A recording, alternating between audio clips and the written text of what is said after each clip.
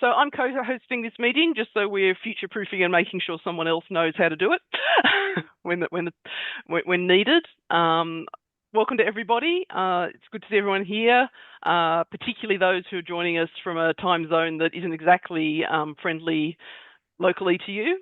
So we appreciate that commitment. And as well as us here in Australia, we've got attendees from USA and New Zealand. And very warm welcome to Matt Hall, who's today's presenter. For those of you who don't know, Matt's from Sydney, but has lived and worked in the US for some years. He is very active in Sherlockian activity. He's an avid collector, and he is contributing regularly to the Passengers Log, which I very much appreciate, I have to say. So we are recording this meeting, and after suitable editing, it'll be uploaded to our YouTube channel for anybody to view. We'll let everybody know when it's available there. And if for some reason you don't want to be included, just let us know. We can arrange to edit you out if required. I'm going to hand over to Bill for news. Just one quick thing from me about the Passengers Log. Apologies for not having an end-of-year log this year. Unfortunately, various personal circumstances amongst the editorial team have made that difficult. So we've decided instead we'll do a double issue early in the new year. So yeah, it just became clear that it wasn't going to get done, particularly not in a way that we would like. So thank you for your patience while we prepare a bigger and better issue. Now I'll hand over to Bill for media news, and then we'll do our usual anniversaries and show and tell if anyone's got anything. Thank you, Bill. Thank you, Erin. There's a little bit of media news around at the moment. New Watson TV series starring American actor Morris Chestnut has had a release date of 26th of January announced on the CBS network in the US, and thereafter the network will show one episode per week starting on 16th of February for a total of 13 episodes. This Watson is the head of the Holmes Clinic in modern-day Pittsburgh. But the series is said to be set 6 months or 1 year, depending on which source you read, after the apparent death of Sherlock Holmes at the hands of Moriarty. So it'll be interesting to see how they sort of set that up. There are rumours that Moriarty will make an appearance in the series, and other canonical names of characters appearing in the series there's a Mary Mawson and there's a Shinmel Johnson. So we'll keep our eyes out for that one. It could be an interesting one.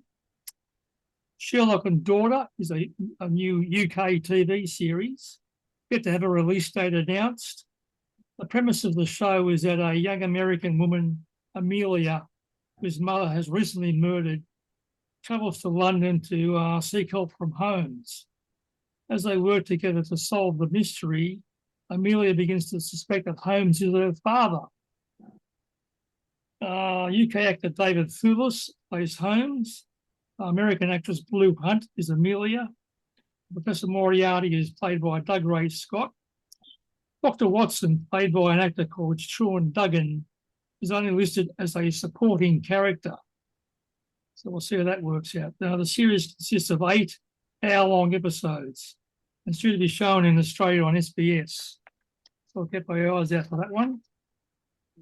It looks increasingly likely that the production of the third, as yet unnamed Enola Holmes movie will get underway in early 2025. There are rumours that Holmes and Watson end up sharing rooms together and that Moriarty escapes from prison to continue her nefarious activities. And the last one is Young Sherlock. It's an upcoming 8-episode TV series which commenced filming in the UK in July. That stars 26-year-old hero Fiend Stiffen as Holmes. And the cast also includes his uncle, Joseph Fiennes, who plays his father, and Colin Firth, who plays an aristocrat. Set to be shown on Amazon Prime Video with no release date yet announced. Donald Finn plays Moriarty and Max Irons plays Mycroft. And the series is directed by Guy Ritchie, who you may recall directed the first two Robert Downey Jr. Jude Law films. So there's always some interesting stuff coming out of the media. Holmes seems to be never loses flavour, and we can always expect something coming up in TV or hopefully movies as well. Looking at some anniversaries that happen around this meeting date, the cast back a bit further into November to get some interesting ones. On the 13th of November 1920, Arthur Conan Doyle arrived in Sydney on his spiritualism tour. On the 21st of November 1887, Beaton's Christmas annual for that year was published, introducing Sherlock Holmes to the world in The Study in Scarlet. In the third week of November 1895, the adventure of the Bruce Partington plans commenced. And in late November 1894, the adventure of the Golden Pince Nez took place. And at the end of November, in an unspecified year, Holmes and Watson sat in front of a blazing fire in their sitting room in Baker Street and reflected upon the end of the Baskervilles case. And on the 3rd of December 1878, Mary Mawson's father, Captain Mawson, returned to London from the Andaman Islands for 12 months' leave, went out that evening and was never seen again, which caused Mary Mawson to search out Holmes and Watson to help her solve the mystery of the pearls she's been getting and what happened to her father. That's all I have for anniversaries and media. Has anybody got any show and tell? I know Paul Jenkins has recently been in London, so you can tell us all about his trip. Thank you, Paul. Okay. Thanks, Bill. Yes, I spent about 5 weeks in London, visited 221B Baker Street, and hence the Sherlock Holmes bow tie. You probably can't see it, but it's very impressive. So I thought I'll get that. I met Steve MX from MX because I was angling for them to consider publishing a novel, which I've completed, pretty much completed. Met Steve, had a drink with him, and he presented me with this.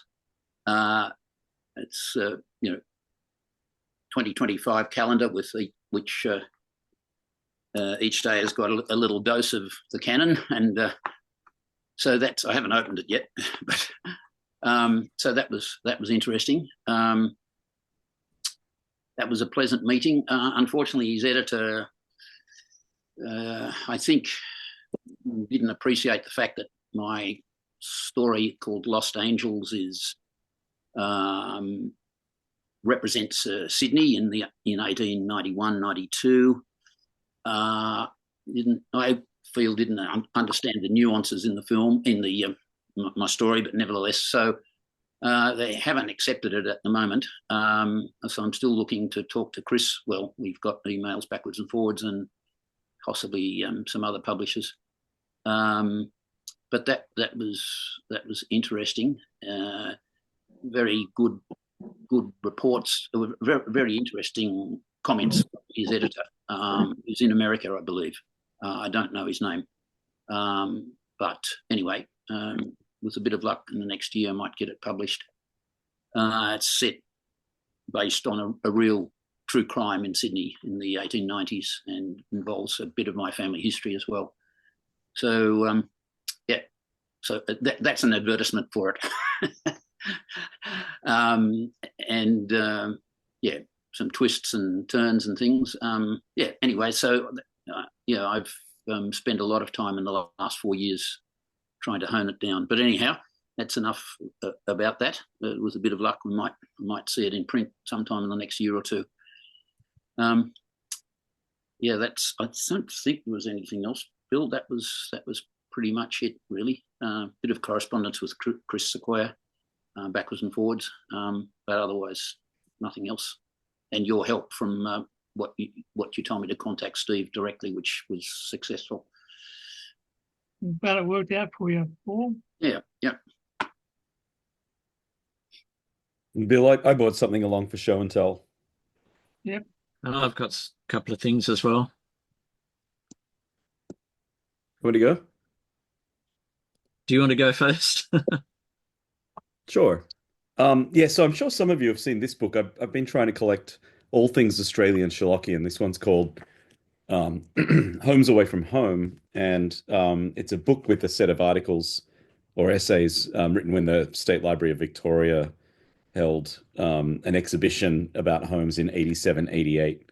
And so I'd always had this one, and I've been trying to collect um, all things Australian and Sherlockian, which is sort of a Paul, when you publish your book, that'll get added to the collection. So but then there was an auction recently from an Australian auction house, and I picked up a bunch of little booklets all just together. And one of the things that came up was this book, which is also called Homes Away from Home, and actually is a limited edition copy of the book. Turns out this one there are 50 issues printed, and maybe that a couple of you have it just from being around at the time. The main difference is that it's hardcover, and then the sketch on the cover of the original book is kind of a limited edition etching included inside it, and there was a pamphlet tucked inside, which is the order form for the books at the time. I think after back and forwards with Bill, we finally worked out the name of the person who'd owned this Sherlockian collection in Australia was John Bear, and I got mail to him in my collection now that Mum and Dad have sent some stuff over to me. So my understanding from Bill is that no one had met John Bear. He was kind of just You don't know who John Bear the radar is. Sherlockian. None of the Sherlockians in Canberra have heard of him. I haven't. No. No. Most of the stuff he collected was from the 70s and 80s. And he's still kicking it around, and maybe it just was a hobby that went by the wayside for him. But anyway, I just wanted to share that with you. And if anyone thinks of anything Australian and Sherlockian, let me know, and I'll see if I've got it as I try to collect everything. Thanks, Lee. Over to you, Lee. Okay. I've picked up a couple of Conan Doyle biographies recently. People probably know the one by John Dixon Carr, The Man Who Was Sherlock Holmes. That was first published in the 1940s. I've read that in the past, but I didn't have a copy of it till recently. And I got this other one called Conan Doyle by Pierre Nordon, which I wasn't familiar with. It was published in 1966. So I haven't read that yet. I'm looking forward to reading that. Should have some different views of Conan Doyle. And lastly, just an anthology called The Mammoth Book of Sherlock Holmes Abroad. It's edited by Simon Clarke. This came out 2005, I think. Has about 14 stories. For, the unpublished, unchronicled adventures. So I've read a couple of those. They were quite good. So I'm looking forward to finishing that one as well. That's all. Erin, you're on mute, Erin. I am indeed. Okay. Unless anyone else has got anything, we could move on to the main bit of the meeting. I think that would be Matt. That would be Matt's presentation. So, did you want to share your screen and start, Matt? Sure. Do give me a sec just to set up here. I have some slides, and I'll just get those going. Yep, can see it now. Yep, I just got to pull my laser pointer up. I won't have my chat box on. I don't imagine there'll be questions during the talk, but I won't be able to see you. So if there are, please feel free to yell out. And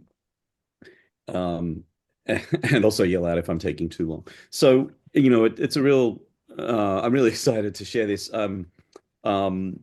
It's an interesting story, I hope, for you. It's a little bit about myself.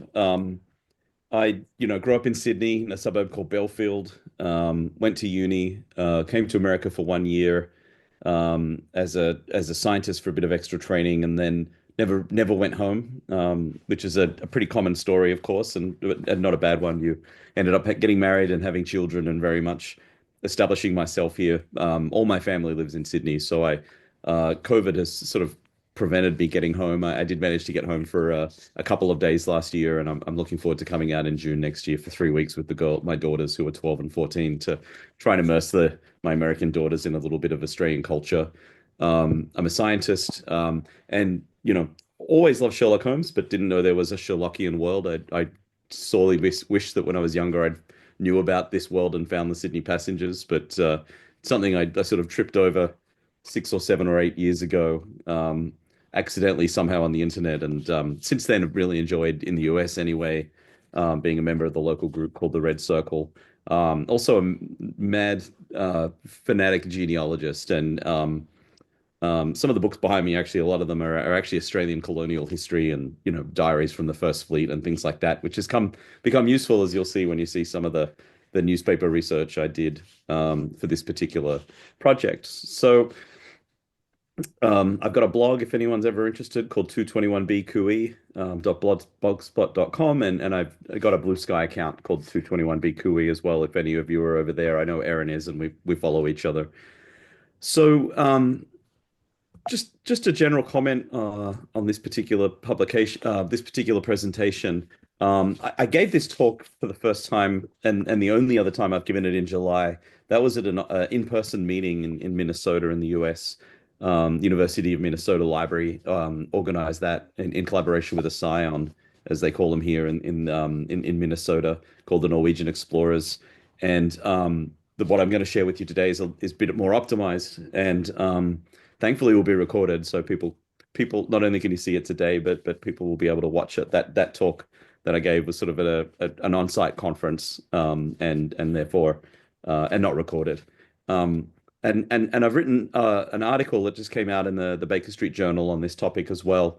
The editor of the Baker Street Journal, Dan Andriaco, helped turn my Phosphorus in the Hound of the Baskervilles very plain title into Phosphorus in the Making of a Hellhound, which definitely makes this sound a little bit more exciting. So let's talk a little bit about Phosphorus, about the Hound of the Baskervilles. And I love this quote, and it really gets to the core of what I'll be talking about today. In mere size and strength, it was a terrible creature, just lying stretched before us. It was not a pure bloodhound, and it was not a pure mastiff, but it appeared to be a combination of the two, gaunt, savage, and as large as a small lioness. Even now, in the stillness of death, the huge jaws seemed to be dripping with a bluish flame, and the small, deep-set, cruel eyes were ringed with fire. I placed my hand upon the glowing muzzle, and as I held them up, my own fingers smoldered and gleamed in the darkness. Phosphorus, I said. A cunning preparation of it, said Holmes, sniffing at the dead animal. A great deal of analysis and contemplation on the inspirations for plot elements in Hound of the Baskervilles has been published since the story was first serialized in the Strand, 1901 to 1902. A really big part of this has been the desire to understand the origins of the legend that Doyle used for the Hound of the Baskervilles. It's certainly documented that Bertram Fletcher Robinson first shared a story of a West Country legend with Doyle when they were speaking to and visiting Devon together in June 1901, and accepted that inspired plot elements of Hound of the Baskervilles. But it's not sure what that legend actually was. Susan Cable Jabry, this book in the middle here, ran an analysis of the Cabell family or the Cable family in records, and really didn't find any evidence for the murderous cruelty that had been assigned to that family as the origin of the legend. The reason for the sepulchre, which is here over the grave of that family, of the 3 Richard Cables in Buckfastleigh churchyard, has not been accounted for. Another great booklet you might want to read is Janice McNabb's Reconsideration on the Origins of the Hound of the Baskervilles. Janice couldn't find any specific story responsible for the legend of Hugo de Baskerville either, and showed that the legend of the Cable family was actually first described by Sabine Baring Gould 6 years after the publication of Hound of the Baskervilles. No legends in print predating the publication have been identified that capture the elements in the story. And Fletcher Robinson didn't record the specifics of the tale he shared with Doyle. McNabb argues that Fletcher Robinson may have fabricated the story to impress Doyle. And there are many elements of hounds in West Country legends, though. If you want to have or read a great book about all of the elements of Hound of the Baskervilles, what I consider the ultimate Sherlockian publication, I recommend Philip Weller's The Hound of the Baskervilles, Hunting the Dartmoor Legend, which talks about the story, the history of the area, and the geography and locations that might have been inspiration for the story as well. I mentioned Sabine Baring-Gould, and Sabine does relate at least one tale in the book Devonshire Characters and Strange Events from 1908, so again after Hound was published, of Lady Howard, who drove nightly from Okehampton Castle to Launceston Castle in a black coach driven by a headless coachman and preceded by a fire-breathing black hound. I've got that highlighted here. Pugh and Spring provide a detailed line of evidence for various inspirations in their 2008 biography of Bertram Fletcher Robinson, including an article on wish hounds, breathing flames, that Robinson likely read when it was published around 1900. But missing in these Sherlockian writings about the Hound of the Baskervilles are where the origins came from for executing this hoax spectre, using a luminous agent, phosphorus, on a sentient being to create the impression of otherworldliness here by Sidney Paget, who presumably received some instruction from Doyle along the way to executing these drawings. And you can see in each case the glow around the head of the hound that had been applied. If daubing phosphorus on a person or an animal is really effective for striking fear, were there real or fictional uses of this approach that Conan Doyle could draw on creating his story? Is the sight of a large dog wandering about the moor, casting off a luminescent glow, an adequately horrifying sight? Does the application of phosphorus to a hound pass the test as a device to render it appearing spectral? Certainly, Conan Doyle was a supreme aggregator of story elements, and if they existed, I'm sure he'd heard of them. So, as I said, very little scholarship exists on this topic of phosphorus used on the hound, and the way it was used by Stapleton. The few papers that do exist largely raise objections to the idea that phosphorus could have been used at all.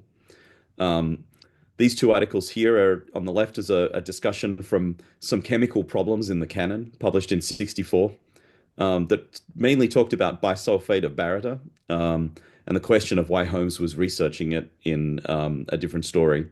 Redmond asked in this article, how could the hound be smeared with a phosphorus preparation which was not rapidly poisonous? And posited that it was probably a barium salt that was luminescent. And maybe this is what Holmes was studying later on in Identity. Redmond also concludes that a barium salt solves the toxicological problem as well, because barium salts are non-toxic, and phosphorus is. But we'll talk more about that. Perhaps in response to this article on the left in '64, in '66, Bedford and Detman made the argument that phosphorus was used, but they had a qualification. It was again felt that phosphorus was problematic as an agent because, one, it has a very distinctive odor. Two, it causes extremely painful, long-lasting, and poisonous burns. And three, it is extremely poisonous when taken internally. Furthermore, Bedford and Detman contested that Stapleton did not have the scientific nous to utilize a barium salt. Their review of the periodic table couldn't find any alternative element to phosphorus, and argued that while phosphorus was used upon the muzzle of the dog, as described by Watson, he must have been referring to a guard that was covering the mouth of the dog rather than the animal's anatomical muzzle.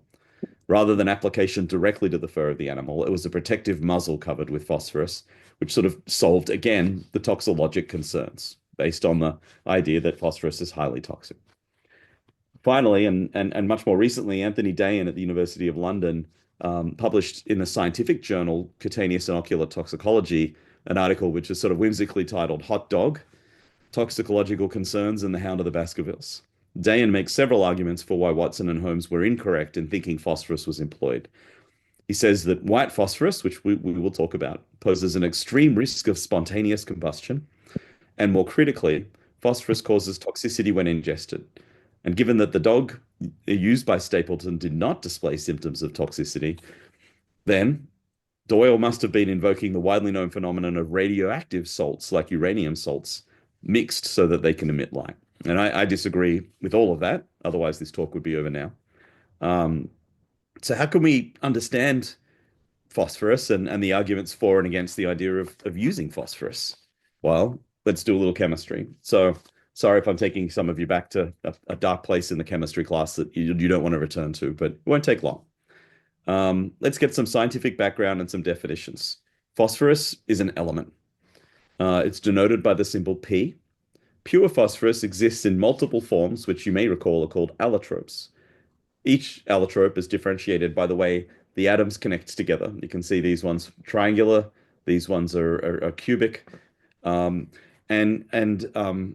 each of these has different physical and chemical properties. A common world reference for this, maybe the best known example of allotropy, is elemental carbon. Right? There are two pure forms, graphite, which is useful, and diamond, which is desirable, especially as a carbuncle. The three common allotropes of phosphorus are named, as you can see, white, red, and black phosphorus. Each of them are named after its appearance. The allotropy of phosphorus is, for you, unfortunately, important for this discussion. Only white phosphorus can produce a glow. So we're only going to be talking about white phosphorus. The discovery of phosphorus actually points straight to its Houndian property for which we associate its glow. It was first made by the German alchemist Hennig Brandt, who lived from 1630 to about 1710. True to his occupation as an alchemist, he was trying to discover the philosopher's stone that could change material into gold.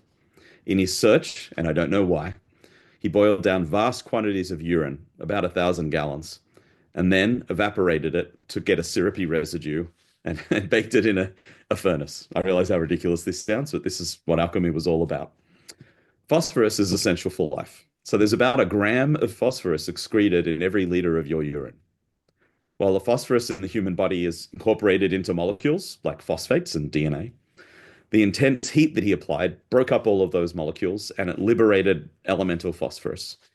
It isolated as a white waxy substance, which we now call white phosphorus. While what he isolated was unfortunately not the philosopher's stone, it didn't turn anything into gold, even though it came from a golden liquid, he serendipitously isolated phosphorus for the very first time. This beautiful painting here shows the immediate observation by Brand after isolating the phosphorus, an intense glow. This was very hot, remember. This led to the name he gave to the substance from the Greek word for light, phos, and bringing or bearer, phoros. Phosphorus, light bearer. The property of producing light led to intense study, and the drama of Brand's discovery is portrayed in this painting by Joseph Wright that you see here, called The Alchemist Discovering Phosphorus. Quite amazing. I love how he's dropped to his knees here in amazement. It's almost biblical. It's almost like the Archangel Gabriel coming to visit Mary. Brand initially kept his method for making phosphorus a secret. It was valuable, but it was ultimately sold, disseminated through the scientific community, and it was replicated by many people. The Anglo-Dutch scientist William Yarworth who died around 1715, not much is known about him, published Chemicus Rationalis in 1692. And among the things he wrote about was Brand's method that he replicated for isolating phosphorus and his own, as you can see at the top here, observations concerning it. And the observations are concerning phosphorus. His description of solid phosphorus holds true today, and it contains self-experimentation that is no longer an accepted part of the scientific experimental process. So I'll just read this out to you because it basically captures phosphorus and white phosphorus perfectly. It must always be kept in water, for the air sets it on fire. The thick liquor, if rubbed upon the hands, clothes, or hair, will appear in the dark as if all on fire, but they will not burn. If you write upon the palm of your hand or on paper with the gum, whatever you write will appear all on fire, and the letters may be read a long time after. But you must have a great care that you do it softly and put it into the water as soon as you're done. For if it happens to fire, it will burn the place most dreadfully. Sacrificing nothing for the sake of his curiosity, Yarworth shared that if the privy parts be therewith rubbed, they will be inflamed and burning for a good while after, by which he means glowing. We now understand that phosphorus is reactive with oxygen in air, glowing at room temperature, and at above, and you can see it glowing here on the right-hand side. This is just a photograph of a piece of solid phosphorus in the dark. And above about 70 degrees Celsius, it burst into flames, which is a property called being pyrophoric. One more thing that's important to tell you about is its solubility, which is its ability to dissolve. White phosphorus is barely soluble in water. As a result, you can store it, solid pieces of phosphorus, in a jar of water safely away from air. And here it is. This is a jar of phosphorus in water. This is how you store it. Nothing will happen to that phosphorus until you take it out, put it in the air like it is on the right, and then it will glow. But phosphorus can be dissolved in a range of other solvents, such as oils and organic solvents, petroleum, things like that. The key implication here is that an oil with phosphorus dissolved in it can be spread around or smeared onto a surface, and then it can be exposed to air producing light. The light emitted from phosphorus is a result of a reaction with oxygen, which is called an oxidation reaction because it's a reaction with oxygen. And it produces a thing called phosphorus oxide. In doing that, it produces this blue-green light. This emission of light is called luminescence. And when that light comes because of a chemical reaction, it is chemiluminescence, chemical reaction leading to light. Once removed from water, the pure solid will begin to glow as it reacts with air. Unregulated, this piece of solid white phosphorus will ultimately catch fire as it warms up because of the reaction. The inventor Thomas Edison demonstrated this dramatically as a young teenager on the Grand Trunk Railroad, working as a newsboy and concessionaire around 1860. Edison kept a chemistry set on the train to experiment with during the downtime of the good old days, until a lurching carriage sent a jar of phosphorus in water smashing to the ground, exposing the element to air and causing a fire. The fire was extinguished and the chemistry set was banned from the train. A modern opportunity for you to see chemiluminescence is that emitted from glow sticks.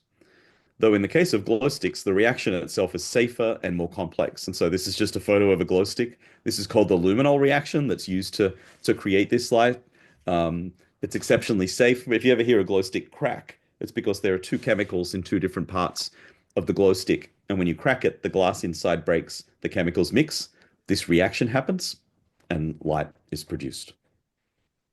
Nature co-opted this chemiluminescent reaction into biology, and various organisms have evolved enzymes that can catalyze a chemical reaction and produce a light. When biology does it, it's called bioluminescence. You can see just a simple example here of bioluminescence that many of you may have observed at nighttime on a beach. Examples of organisms that produce this bioluminescence include sea creatures such as plankton on the left here, and deep sea fish. The light produced can help a species identify each other, scare potential predators away, or alternatively used to lure prey in. Jellyfish can also create bioluminescence, including the lion's mane, you'll be pleased to hear.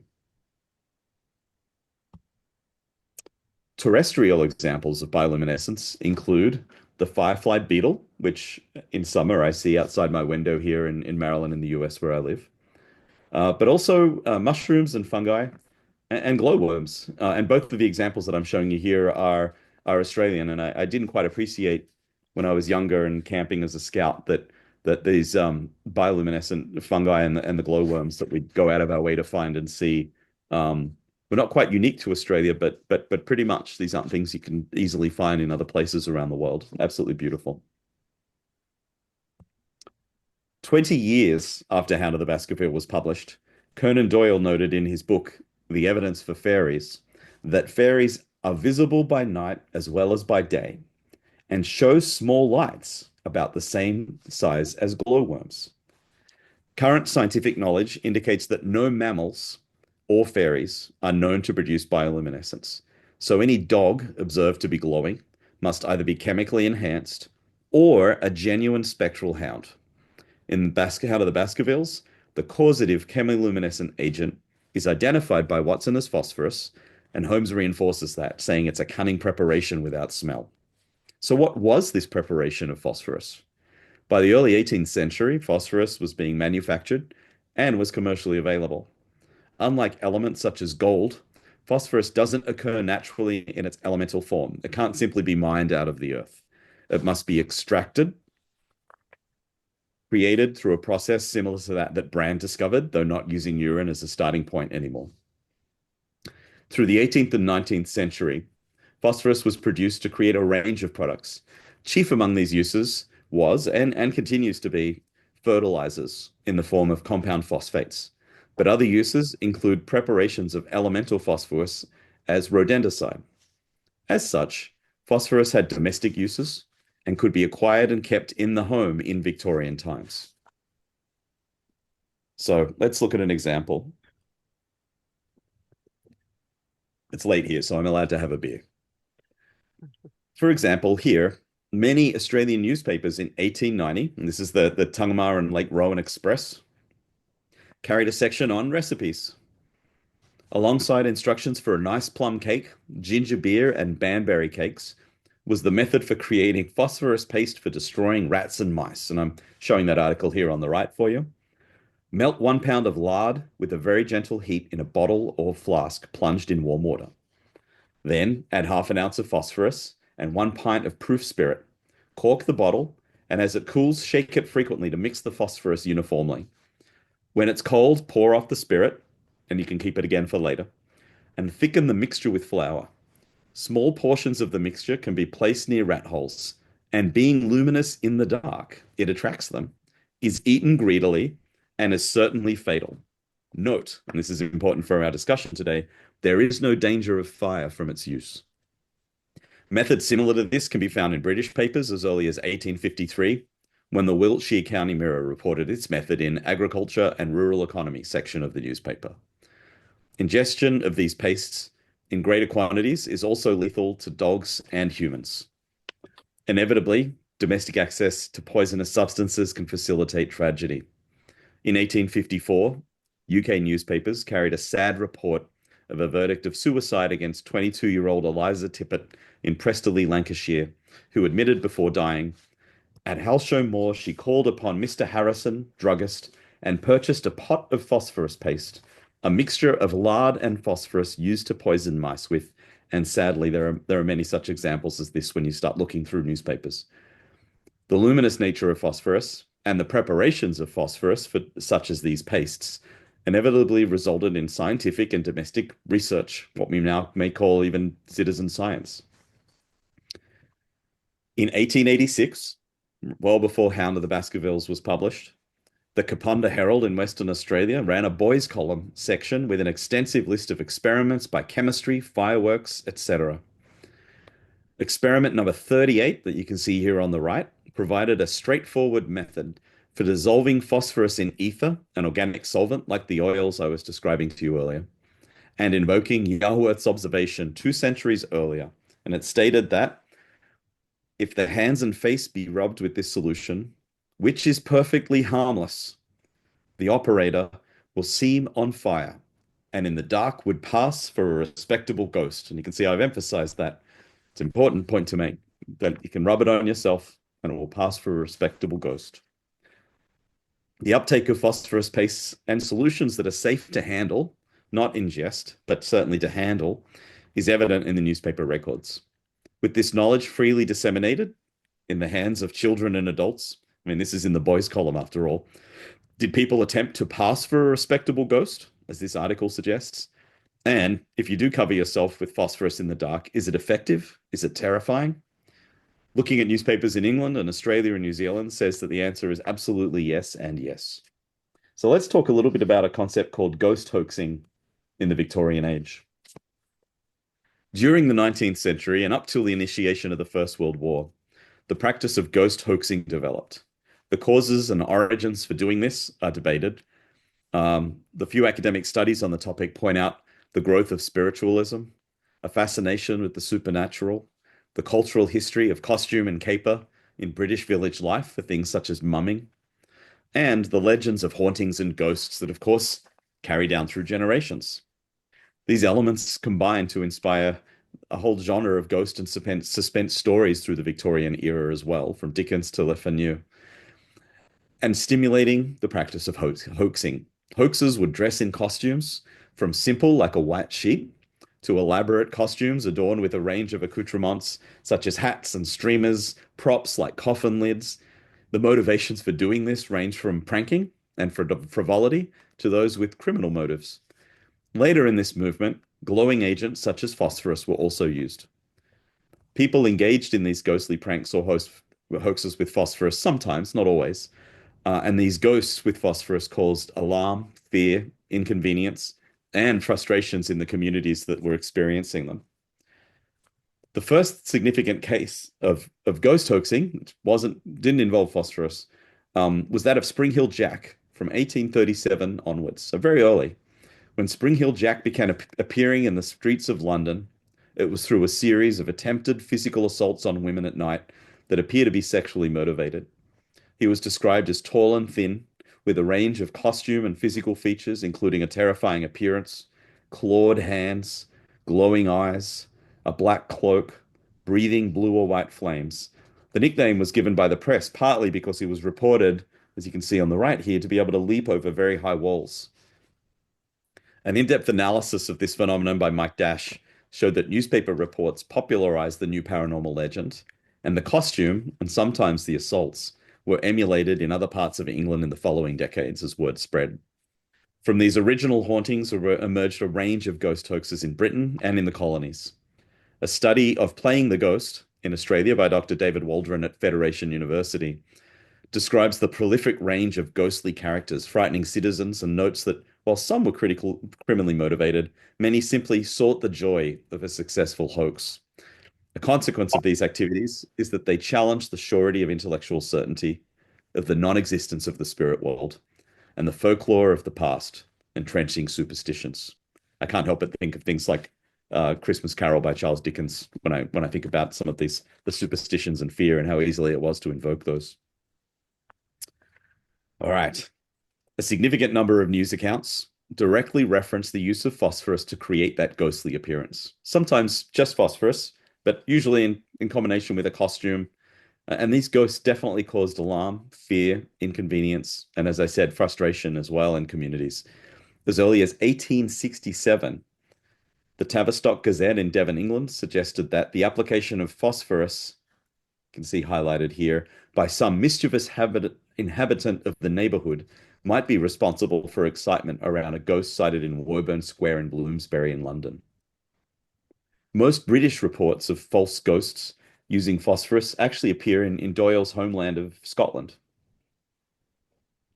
The Helensburgh News reported in 1881 that a dreadful apparition in white, with face and hands gleaming like phosphorus and flashing its phosphoric hands, was appearing to locals at night.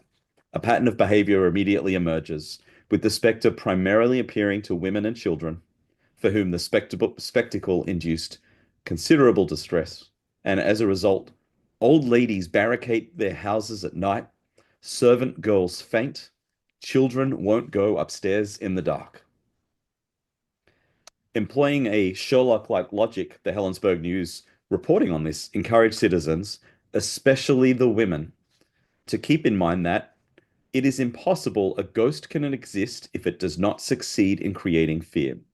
Say to yourselves, this object is so much white cloth, phosphorus, springs, paint, and folly, and face the spectre, seize his sheet, and you will see, instead of a fear-inspiring ghost, a discomforted fool. The experience in Helensburgh in Scotland was not unique. In 1883, the Evening Gazette from Aberdeen reported on the Dundee ghost showing itself chiefly to young women, girls, children, several of whom have suffered severely from the shock to their nervous system. The Dundee ghost was resolved when William Anderson was apprehended and charged with creating a disturbance with a view to annoying and frightening the lieges. Despite the nuisance caused by this phosphorus-aided ghost, Anderson fell back on the defense of overly zealous revelry, in other words, too much drink, and he was simply admonished and dismissed by the judge. In 1900, again, the year before The Hound of the Baskervilles was being written and published, an event of Woodhouseian proportions was reported when the son of a Dundee gentleman had, for a wager, made a tour of Perthshire adorned as one from the nether regions, and at Magel, a girl who went to pull down the blind has died from the shock received on seeing at the window the apparition, with the face shining with phosphorus, which I've highlighted for you. The report of death was not substantiated, or at least I can't find it substantiated, but it appears many times. And the Scotsman reported outrage at the disturbance. The Dundee gentleman was never identified or captured, and the story was reprinted many years afterwards in multiple newspapers, including Australian ones. Well, speaking of Australia, Australian newspapers, as we may know better than most other scions and groups, Australian newspapers can be a particularly useful source for 19th century behavior, as they reprinted significant news and remarkable stories from home, which is Britain, are extensively digitized and freely available thanks to the National Library of Australia, and carry florid stories of local colour and nuisance crime that easily made the pages in relatively small colonial towns and cities. The earliest verified event in Australia appears in the convict town of Hobart in 1880, unfolding across a remarkable set of reports over 2 months during the early winter, which is November and December for us with Southern Hemisphere brains, when darkness sets in early. The first report in the Hobart Town Herald is a brief report of annoyance that some person has been playing the ghost among ruined buildings and a church. Consternation quickly developed as the ghost persisted, and after a few weeks, the same paper complained that unless the police put a stop to this supernatural visitor, there will be some bad work, assault and battery, murder or suicide. Vigilantism developed in Hobart in response to the ghost, particularly given the suggestion of criminality and its motivations, and terrified witnesses noted that they abandoned possessions in their endeavor to take flight.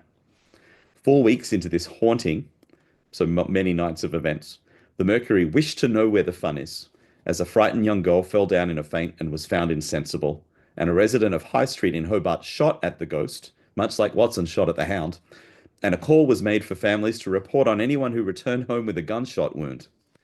The events darkened a few days later when a servant girl turned to find someone draped in white with a blaze of fire upon his chest, phosphorus, no doubt, and the fellow tried to pass a handkerchief over her face, which sounds a little more like Murder and Mystery of a Hansom Cab than a Sherlockian story.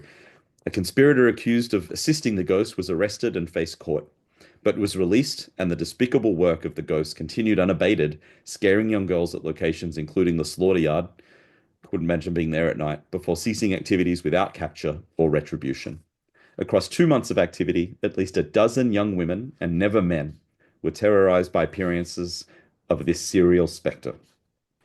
Between 1880 and 1901, I found at least 10 more newspaper reports across the Australian colonies where the use of phosphorus is directly implicated in the ghost hoaxing. Some of them are ingenious, some ranging from hilarious to dangerous. And I have to show you this one, just because the title is fantastic.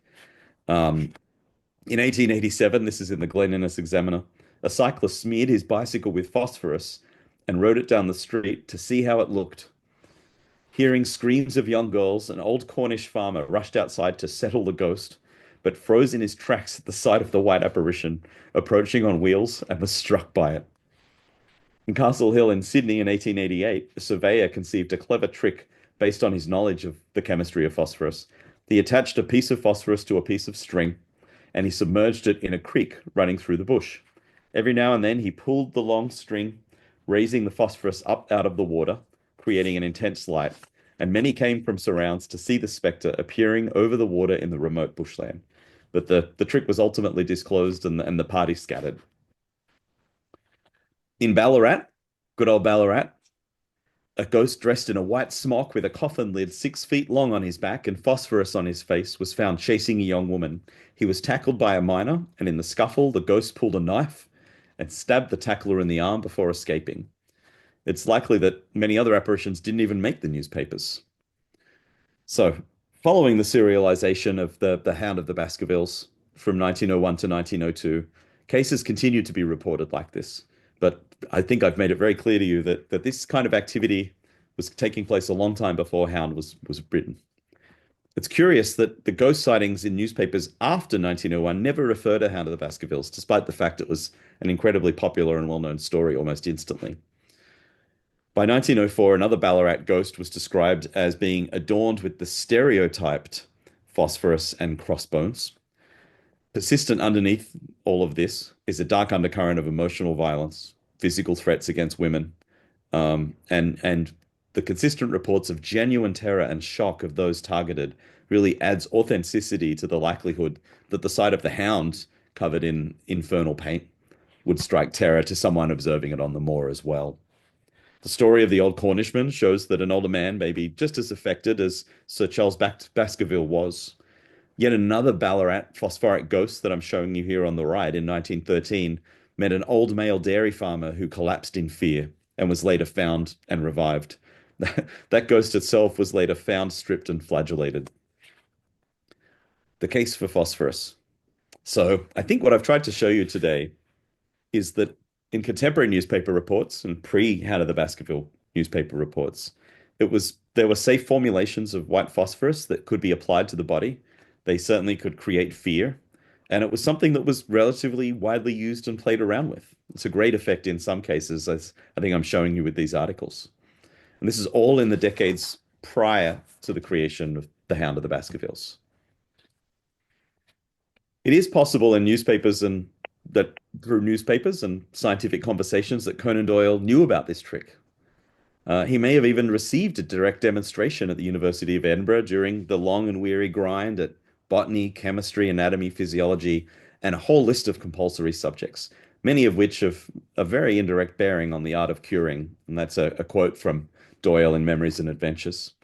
In that book, he related in a little earlier on that while sailing to the West Africa in 1881 in rough seas, the waves were phosphorescent at night, so that flames of liquid fire came coursing down the decks. Such a striking sight of bioluminescence must surely have stayed in Doyle's mind palace, waiting to be employed in the appropriate story. Objections to the use of phosphorus have been based on arguments such as its impracticality, because it's too reactive or too toxic. The British and colonial people that I've told you about charging around at night with phosphorus smeared on their clothing and skin show you that the use of appropriately formulated phosphorus was straightforward. It's unfortunate for Holmes that the Hound didn't make contact with Sir Charles Baskerville or with Selden the criminal during its pursuits earlier in the story, as the transfer of glowing material to the victim or the ground would have really sped up Holmes's solution of Stapleton's plot. Holmes was prepared for a hound, but not such a creature as this. We also have tentative confirmation in the story about where Stapleton created his cunning preparation. You may recall at the end when Holmes is breaking down the story to Watson, he says, "There is an old tin mine on an island in the heart of the mire. It was there that he kept his hound, and there also he had made preparations so that he might have a refuge." Note that the phosphorus was confirmed to not be pure. It was a paste stored in a tin, away from air, rather than the elemental phosphorus stored in water, just like other people have been using in the slides that I've been sharing with you tonight. The toxicology objections to applying phosphorus on the hound, do warrant a little bit more discussion. But put simply, it's always been argued that phosphorus was way too toxic and it couldn't be used on the hound. That toxicity is tied to oral ingestion, to swallowing it, such as the rodenticide that the mice would swallow or the rats would swallow, or the suicide case that I gave you as well. The toxicity by ingestion is definitely observed in dogs. There are examples in the literature of this occurring, particularly through unintended consumption of rodenticide. You can imagine a dog also seeing that glow and swallowing that rodenticide. But topical application on the skin, on the clothes, does not cause acute toxicity, and skin burns are only caused for a solid piece of phosphorus as it reacts and heats with the air. A thin spread allows the heat to dissipate, and the burning does not occur. As such, the application of phosphorus to a dog's fur appears feasible and relatively safe. The description of the hound by Watson suggests the head was covered in the substance. Fire burst from its open mouth, its eyes glowed, its muzzle and hackles and dewlap were outlined in a flickering flame. This description is probably overly dramatic after all. Watson was absolutely struck with terror himself, and probably maximizing theatrics for the sake of sales and future movie rights. The statement of glow on the muzzle has been interpreted as evidence that phosphorus must have entered the mouth, which would cause toxicity and death. We've evidence that this must not be the case, because when the hound leapt on Sir Henry, it worried at his throat. If the hound was indeed tearing, gnawing, or dragging its teeth on his neck, skin, and collar, there would have been glowing transferred, but no mention is made of that in the story at all. The hound caused 2 deaths by creating fear, and it was close to causing a third. Stapleton would surely have sent the hound to the bottom of the mire as soon as its final purpose was served, such that even if some toxicity was caused by the application of phosphorus, it's not relevant. After all, the dog died of a form of lead poisoning, so we can't know if phosphorus caused illness to the dog. As for other possible agents, no reasonable alternative has been put forward. It has to be a preparation of phosphorus. So as I wrap up here, I just point out that scientists do use glowing and dogs from time to time. This is an article from a Korean group that actually transgenically engineered dogs that could glow under appropriate conditions for scientific study. So I just want to point this as a modern day example of how a molecular biologist might achieve a similar version of this story. And since putting together the story and the talk and the article, I've really been working back and looking for the earliest references to phosphorus and playing the ghost. I had no idea that on my shelf in my office, the book would be there to provide a clue. This book on the left, History of Luminescence, is one that's relevant to my research. It's why I have it at work. Because we always regularly use those enzymes I talked about a little earlier that create light as part of our work, trying to find ways to discover new drugs. And you can see on the right here, I'm not going to read all of this out, but it says as early as 1680, Boyle spoke of diverse, ludicrous experiments, but he decided to pass over those trifles. And later on, there are comments as early as 1767 to indicate how absurd people used it to show how absurd the belief in ghosts was, and would describe how the chemists would frighten a whole village by drawing with phosphorus a figure of the devil in some dark place. And you may guess the surprise of the poor country people at seeing the old gentleman on the wall. And so I'm trying to chase down some of those 1600s and 1700s references now to learn a little bit more about how early the origins were of people playing with ghosts, whether it was scientists or later on citizens. I think the evidence here allows the search for luminescent alternatives to phosphorus to be set aside. Watson and Holmes were correct in concluding that it was phosphorus in a cunning preparation. And after all, Holmes was an experienced chemist and would only have been too pleased to contradict Watson if Watson was wrong. And I began with quoting a closing scene of the story, and I want to end by quoting one from the beginning. "Really, Watson, you excel yourself," said Holmes, pushing back his chair and lighting a cigarette. "I'm bound to say that in all the accounts which you've been so good as to give of my own small achievements, you've habitually underrated your abilities. It may be you are not yourself luminous, but you are a conductor of light. Some people without possessing genius have a remarkable power of stimulating it. I confess that I'm very much in your debt." That's a beautiful symmetry, I think. And there's a lot of foreshadowing in these open statements with the lighting and the luminous. And it may be true that Watson was not luminous, but the Hound certainly was. And so with that, I just want to thank you for letting me present this work to you, and I'd be more than happy to answer any questions. Great presentation, Matt. That was very interesting. good. Any questions from anyone? Yes, Matt, I've always had a problem myself with Doyle's use of the term phosphorus. So I knew that if it was straight phosphorus, it would have burnt the dog, but I always figured it must have been dissolved in something or mixed with something to have it spread properly. So thanks for clarifying that for me. I've done none of the research that you have, so it's good to get a clear explanation. Thank you. You're welcome. Yeah, I was quite surprised myself when I first discovered this. I actually tripped over it reading National Library of Australia digitized newspapers for a totally different reason that had nothing to do with Sherlock Holmes, and I couldn't believe finding this reference to it. And I always wondered where Doyle got the idea from, and assumed he'd invented it. But as is less surprising, he was making use of things that he knew about that were well known. So obviously Stapleton read the same articles that Doyle did. Get an idea for it. Well, that's a good point. I mean, he was an entomologist theoretically, so he Yeah. probably knew at least about some of the bugs that glowed and then maybe knew about some of those approaches. I never thought about that before. Bioluminescence is not due to phosphorus, is it, Matt? Is that Yeah, right? no, so it's not. In nature, lots of different species, and I showed you some pictures of them, independently developed ways of making light. They do make chemical reactions happen, and when those chemical reactions happen, light just happens to be produced, just like in the case of phosphorus. But they aren't using phosphorus. They actually all use different enzymes, different molecules. It's pretty remarkable, but it's a good example of something that independently evolves again and again because it's such a practical survival advantage. Yeah.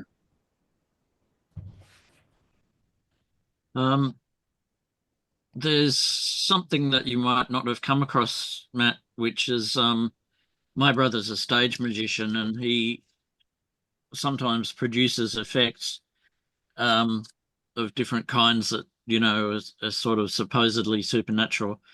And one of the ones that he's used is some sort of solution of phosphorus on the fingers, so that Oh, wow. when the magician rubs his fingers together, it smokes, and there's a little bit of light emitted as well. So it might just be an area for, further research or something. Bit Thanks. of a I'm making a different note of angle on that. Yeah, I'm making a note of that right now. Thank you so much. I'll have to go and find a magician to talk to. it.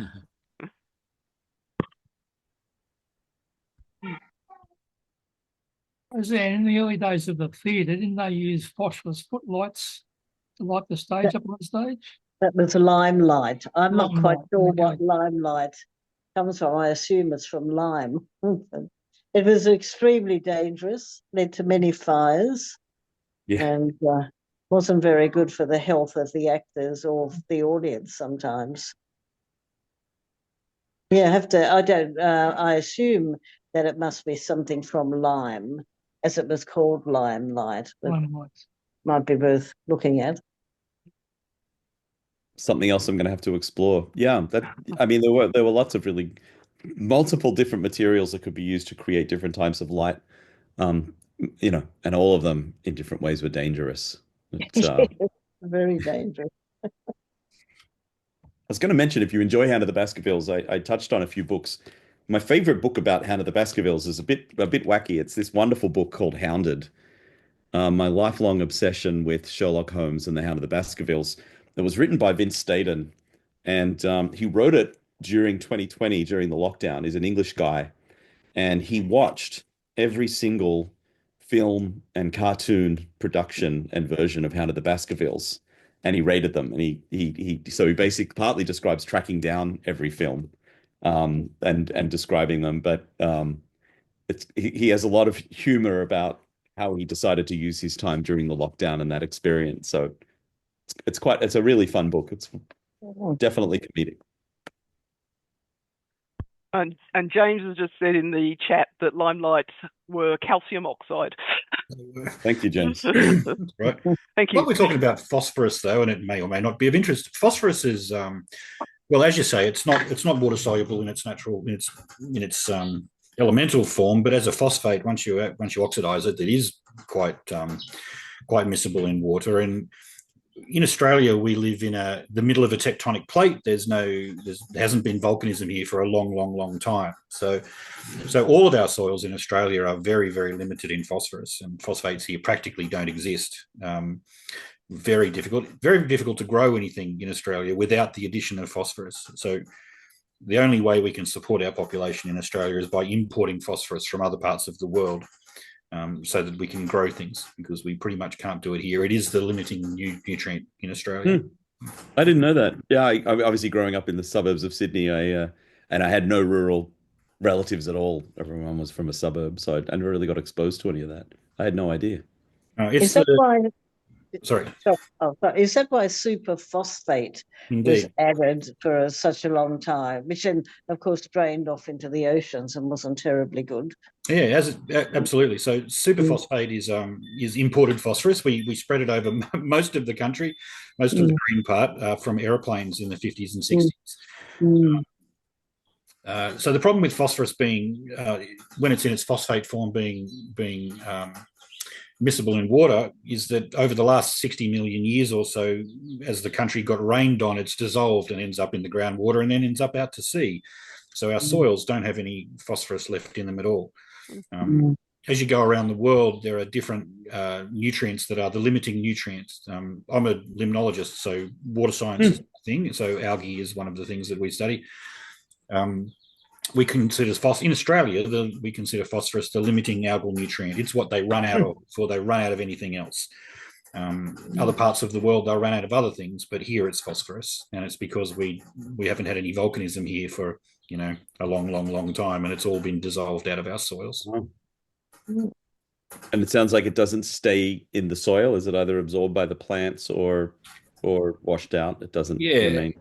Pretty much. And anything that you grow and then eat, it ends up in the sewage treatment plant and gone. So unlike nitrogen, so nitrogen, there's lots of bacteria that live in the roots of lots of plants, can fix their own nitrogen. Lots of algae, lots of cyanobacteria and things like that can fix their own nitrogen, grab it out of the atmosphere. Yep. So we don't tend to run out of nitrogen, but we run out of phosphorus before anything else. So as long as you want to live here, we've got to bring phosphorus in, and we bring it in as superphosphate.